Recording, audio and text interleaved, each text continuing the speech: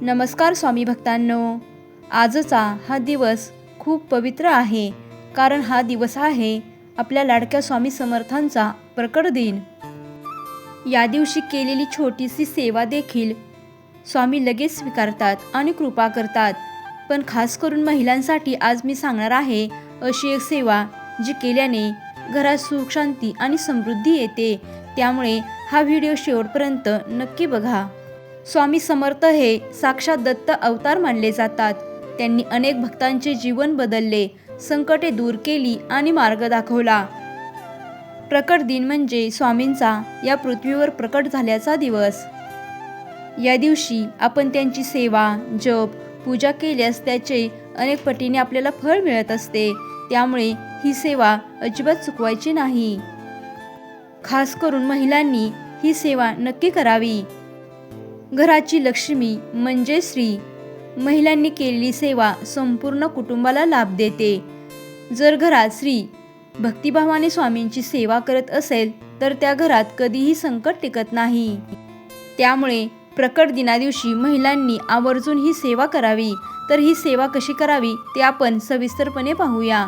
तर ही सेवा करण्यासाठी आपल्याला लवकर उठायचं आहे। सकाळी लवकर उठून अंघोळ करून स्वच्छ कपडे परिधान करायचे आहेत।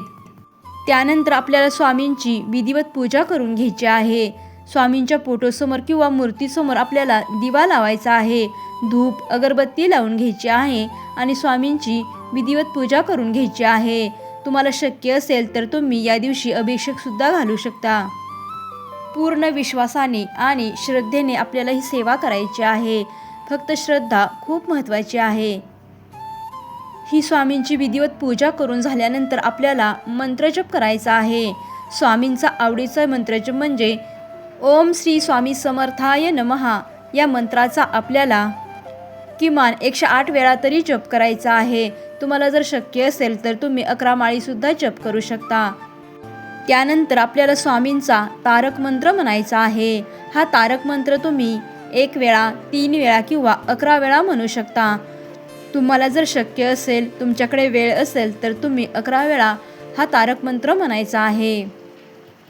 तारक मंत्र म्हणजे तारून नेणारा मंत्र। स्वामी म्हणतात, भिवू नकोस, मी तुझ्या पाठीशी आहे। तुम्ही हा तारक मंत्र जप मनापासून केला तर स्वामी तुमची इच्छा लवकर पूर्ण करतात। त्यामुळे सेवा करताना पूर्ण श्रद्धेने आणि विश्वासाने करायची आहे। मनामध्ये पवित्रता ठेवून आपल्याला हा नामजप आणि तारक मंत्र म्हणायचा आहे।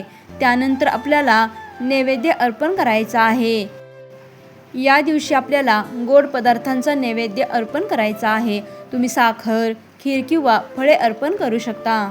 शक्य असेल तर पिवळ्या वस्तूंचे दान आपल्याला या दिवशी करायचे आहे, कारण स्वामी महाराजांना पिवळ्या कलरचे पदार्थ अत्यंत प्रिय आहेत। त्यामुळे या दिवशी पिवळ्या वस्तूंचे दान आपल्याला या दिवशी करायचे आहे। स्वामी समर्थ प्रकट दिनानिमित्त आपल्याला आपल्या घरामध्ये शक्य असेल तर स्वामी चरित्र सारामृतमधील एक अध्याय वाचायचा आहे। या स्वामी चरित्रामध्ये 21 अध्याय आहेत। शक्यतो तुमच्याकडे वेळ असेल, तुम्ही जर मनापासून ही सेवा करणार असाल तर या दिवशी तुम्ही 21 अध्याय नक्की वाचावेत। म्हणजेच आपल्याला एक दिवसीय सारामृत पठण करायचे आहे। अगदी शक्य नसेल तर कमीत कमी 1 अध्याय आपल्याला या दिवशी पठण करायचा आहे। परंतु जर तुम्ही स्वामी भक्त असाल, स्वामींची सेवा मनापासून करत असाल तर तुम्ही आवर्जून 21 अध्यायांचे पठण या दिवशी नक्की करा।